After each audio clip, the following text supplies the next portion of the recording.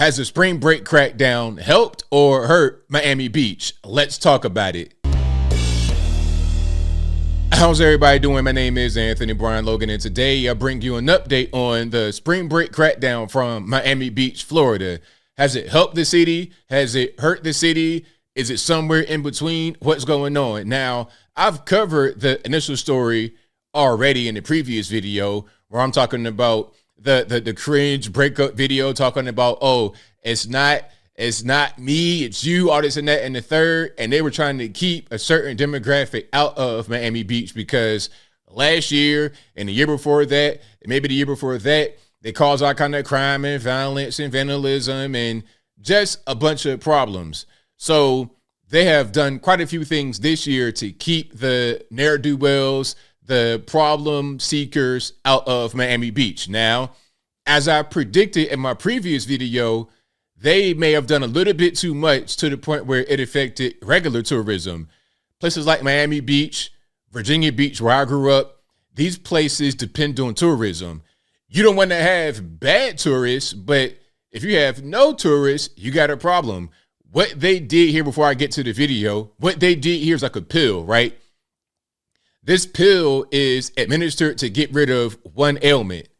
The problem is after the ailment is out of the way, you got 4, 5, 6, 7, 8, 9 more ailments.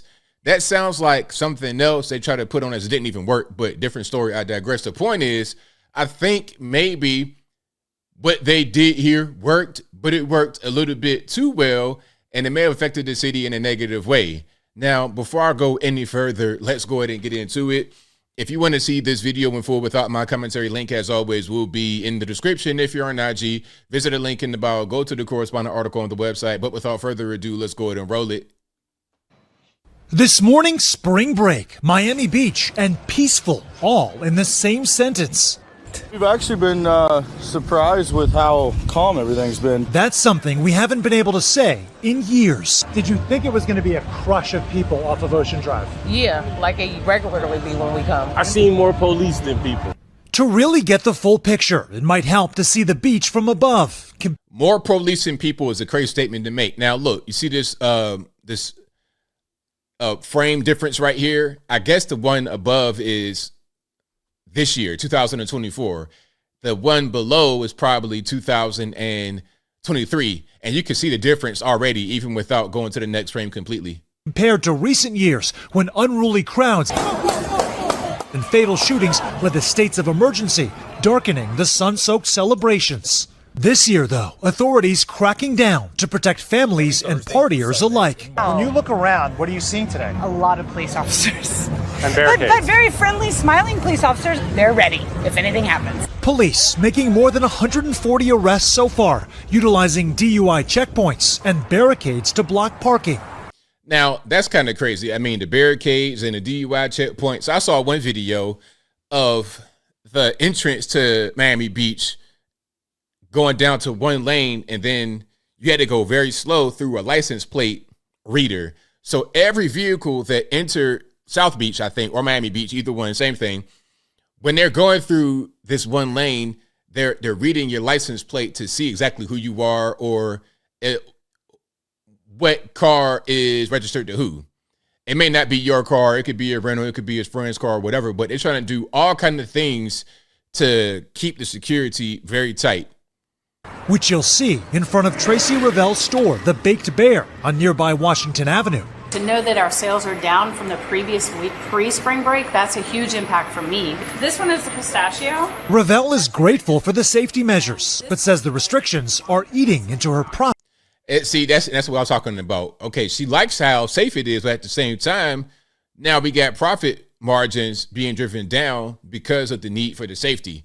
What they probably want to do in Miami Beach is strike a middle ground somewhere to where you got the riffraff out of town, but at the same time, you actually have those who want to come and spend money regularly come and spend money. And I would presume on a time like on an event like spring break, they would get more business, even though there is the risk for violence. Profits by at least 20%. Can you fault the city for taking these steps? It's kind of hard to fault them because, again, we want them to be safe. We don't want Miami to shut down. We want people to want to come to South Beach. Right down the street, Under normal circumstances, how crowded would this restaurant be right now? I will have at least half of the tables and maybe some people at the bar. I have no one. Bolivar Restaurant is empty at 6 o'clock on a Sunday. Imagine, I mean, if you're a customer and you want to, you see, oh, look, a Latin American restaurant and you have no place to park. It's not even about the parking necessarily, because the gates make it look like you can't even go to these places. These places look like they're closed, under renovation. These places don't look open if you're driving from the street.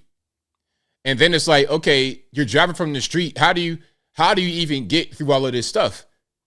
They look like they're closed. What can you do?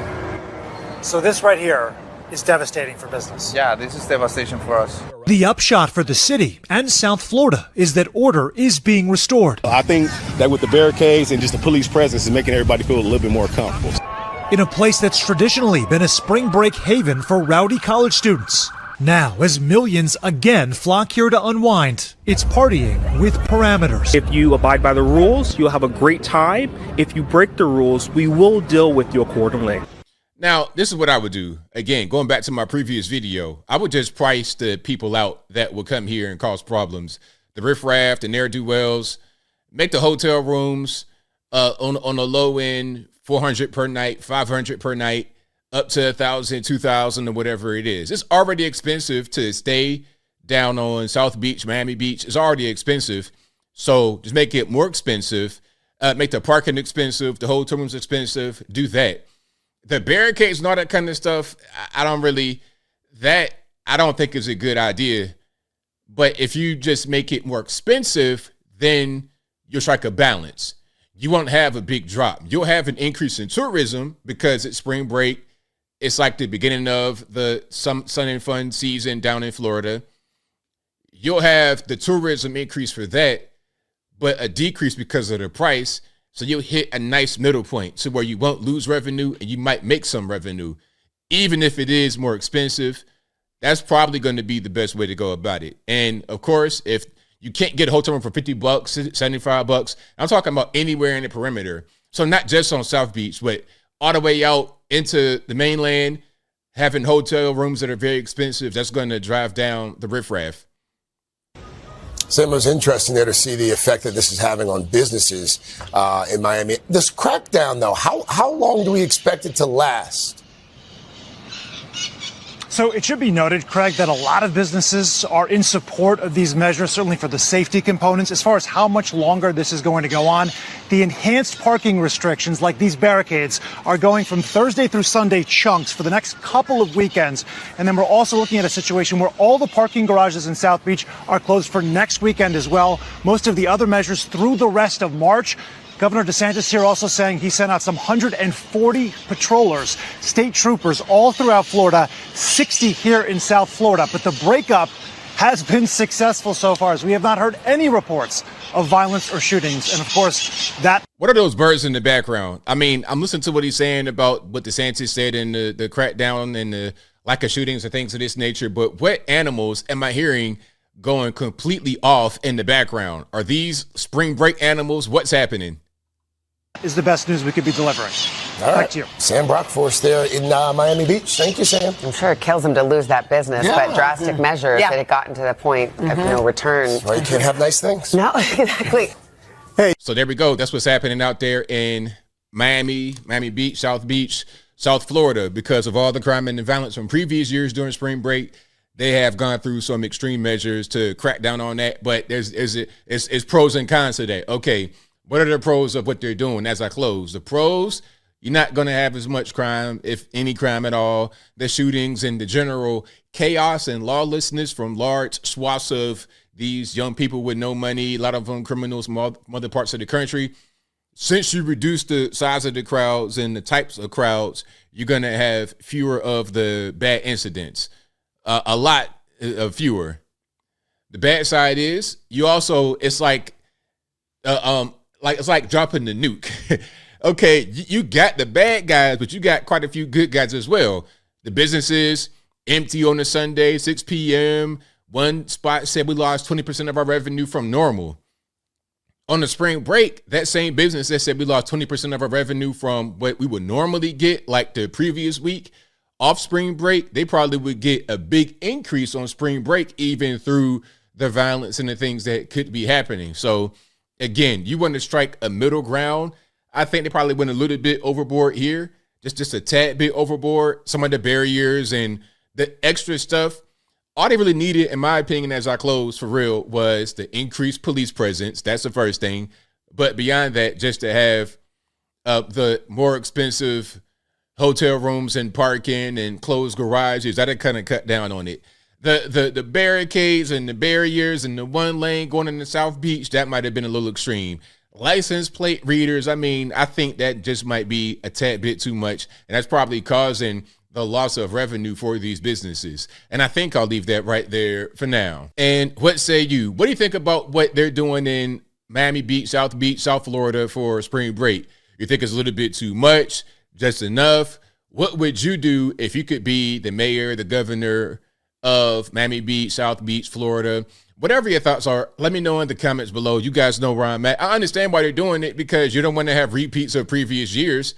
Okay, people that when they come down there and be regular tourists are saying, hey, I don't want to go there because I'm not trying to get deleted eating an ice cream cone down there on South Beach. But at the same time, if I want to go there, I don't want to be greeted with gates and 15 million police in my face. And it's like, okay, am I down here to party, or am I in Gaza somewhere? Like, what's happening? You got to find that middle ground. And I think if you do that, you'd be able to strike a balance between keeping the riffraff, the thugs, the ne'er-do-wells, keeping them away, and also having a nice, safe, fun place for tourists, regular normies to come hang out and have a great time on spring break. But whatever your thoughts are, please let me know in the comments below.